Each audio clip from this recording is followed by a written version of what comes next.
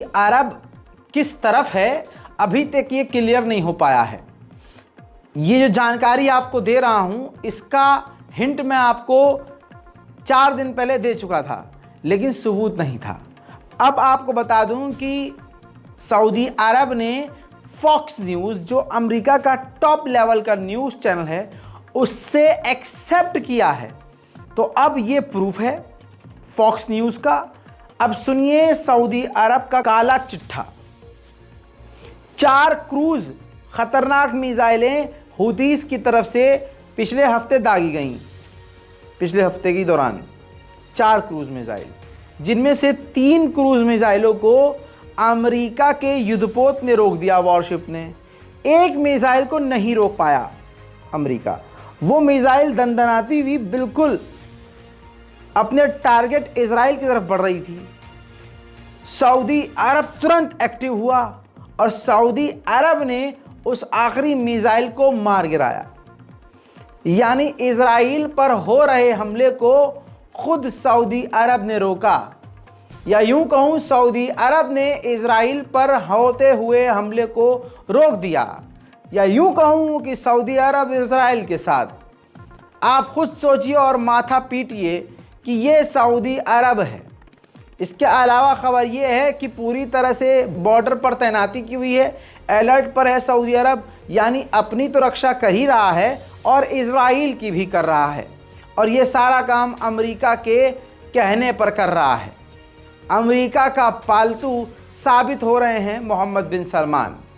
आपको बता दें कि मिडिल ईस्ट के इलाकों में सऊदी अरब, कतर, बहरीन और इसके अलावा कुवैत है, यूएई है, यहाँ पर अपने डिफेंस सिस्टम को मजबूत कर रहा है अमेरिका। और अब मैंने कल आपको बताया था, 24 घंटे से पहले आपको बताया था, 12 घंटा भी गुजरा है इस बात को बताए हुए, कि F-16 विमान भी तैनात कर रहा है अरब देशों के अंदर अपनी रक्षा और सुरक्षा के लिए अमेरिका। अब इस पर दोस्तों रशिया ने कहा है कि ये F-16 मिडिल ईस्ट में जो तैनात कर रहा है बहानों से अमेरिका, इस पर हमने काफ़ी बारीकी से नज़र रखी हुई है।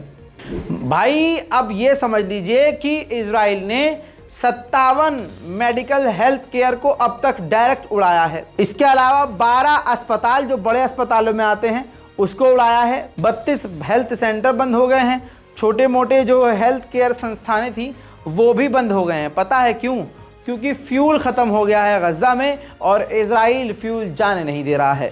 अब आप समझ लीजिए कि इजराइल कितना बड़ा झूठा है।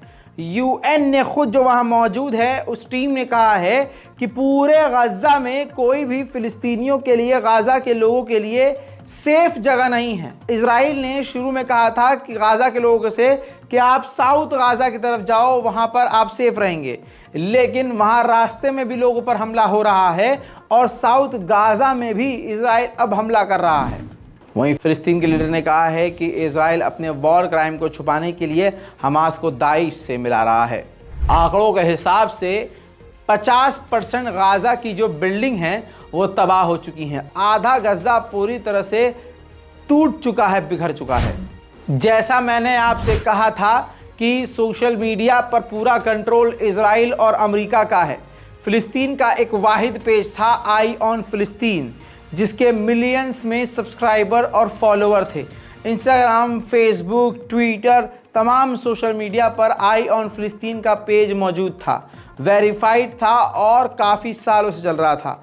इजराइल के इशारे पर फेसबुक ने एक झटके में सब कुछ इसका उड़ा दिया। इंस्टाग्राम पेज उड़ा दिया, इसके अलावा ट्विटर उड़ा दिया, फेसबुक पेज उड़ा दिया, अकाउंट उड़ा दिया। मेरे दोस्तों देखिए किस तरह से सच दबाने की कोशिश की जा रही है।